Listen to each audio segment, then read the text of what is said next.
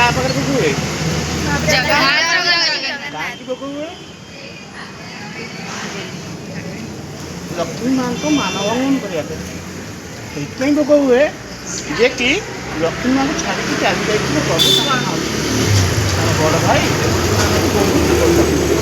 ସେ ଛାଡ଼ି ଚାଲି ଯାଇଥିଲେ। ଲକ୍ଷ୍ମୀ ମା ତାଙ୍କ ପାଖରେ ଖୁସି ବସିଥିଲେ ତାର ମାନବନ୍ଦନ କରିବା ପାଇଁ ତାଙ୍କ ପାଖରେ ଭୋଗ ହୁଏ। ତ ମାଉସୀ ମା ଆସନ୍ତି ତାଙ୍କ ପାଇଁ ରସଗୋଲା ନେଇକି ଆସନ୍ତି। ଆଚ୍ଛା, ଏଇ ରସଗୋଲା ଆମ ଓଡ଼ିଶାର ନା କାହାର? ଓଡ଼ିଶା ଜିଆଇଟି ମାନ୍ୟତା ପାଇଛି। ଆମ ଓଡ଼ିଶାର ରସଗୋଲା ସୁନ୍ଦରୀ କିଏ? ରସଗୋଲା ସୁନ୍ଦରୀ କିଏ? ଯେମିତି ବିଶ୍ୱ ସୁନ୍ଦରୀ ଅଛି, ଯେମିତି ଓଡ଼ିଶା ସୁନ୍ଦରୀ ଅଛି, ସେମିତି ରସଗୋଲା ସୁନ୍ଦରୀ କିଏ? ଅନିତା ସାବତ।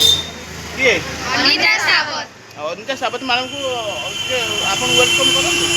ଅନିତା ସାବତ ମ୍ୟାଡ଼ାମ ୱେଲକମ୍। ଅନିତା ସାବତ ମ୍ୟାଡାମ ୱେଲକମ୍। ଓକେ ଓକେ, ଏଗୁলো ମାଧ୍ୟମ ଆପଣଙ୍କ ମାଧ୍ୟମ ଚଳଚ୍ଚିତ୍ର ଅଛି ଗୋପନୀୟତାରେ ଦେଖନ୍ତୁ ନା। ଏ ରସଗୋଲା ଆଜି ଆମ ଓଡ଼ିଶା ଏହାକୁ ଜିଆଇଟି ପାଇଁ ଫାଇଟ୍ କରିବାକୁ ପଡ଼ିଥିଲା ବା କୋର୍ଟକୁ ଦ୍ୱାରସ୍ଥ ହେବାକୁ ପଡ଼ିଥିଲା। ଅନିତା ସାବତ ମ୍ୟାଡ଼ାମ ସେ ଏବେ ଭୁବନେଶ୍ୱର ଅଛନ୍ତି। ସେ ପାର୍ଲିପୁର ଏମ୍ପ୍ଲୟ ଝିଅ ଅଟନ୍ତି। ସୁନ୍ଦର ଝିଅଟେ ଅନିତା ସାବତ। ମୁଁ ଲଳିତଗିରି ଉଦୟଗିରିରେ ତାଙ୍କ ସହିତ ମିଶିଛି ଏବଂ ବୌଦ୍ଧ କୀର୍ତ୍ତି ବୌଦ୍ଧ ସଂସ୍କୃତି ଉପରେ ସେ ରିସର୍ଚ୍ଚ ଜାରି ରଖିଛନ୍ତି। ଆପଣଙ୍କୁ କ୍ୟାମେରା ଦେଲେ ଦେଖାଉଛି। ଏ ଗଣମାଧ୍ୟମ ଆପଣଙ୍କ ଗଣମାଧ୍ୟମ ଚଳଚ୍ଚିତ୍ର ଧର୍ମଶାଳାରେ ଖବର ପଢ଼ୁ ଅଛନ୍ତି ସନ୍ତୋଷ କୁମାର ଧର୍ମଶାଳା ଯାଜପୁର।